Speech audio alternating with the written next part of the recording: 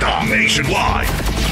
Samantala mga kabrigada, resolusyon na humihimok sa Executive Department na udyukan ang ungga na pagsabihan ng China tungkol sa 2016 arbitral ruling inihain sa Kamara. Brigada Haji Caaminio, ibrigada mo! Brigada Live Report. Isinusulong ng mga miyembro ng Liberal Party sa Kamara at ilan pang kongresista ang resolusyon na layong himukin ng Department of Foreign Affairs na udyukan ang United Nations General Assembly o UNGA na manawagan sa China na irespeto ang 2016 arbitral ruling. Sa House Resolution No. 192, nais ng mga mababatas na makialam ang UNGA upang patigilin ang China sa paulit-ulit na panggigipit at mga agresibong aksyon sa West Philippine Sea.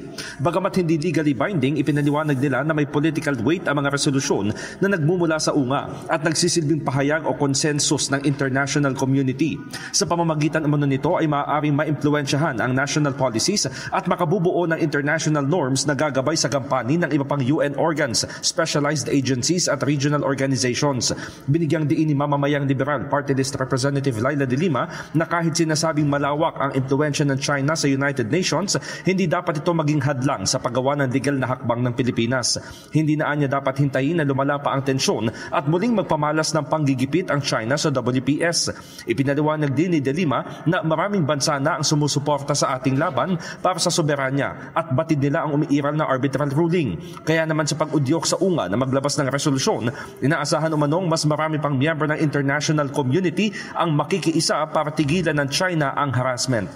In the heart of changing lives, ako si Brigada Haji Caaminio ng 105.1 Brigada News FM Manila, The Music and News Authority.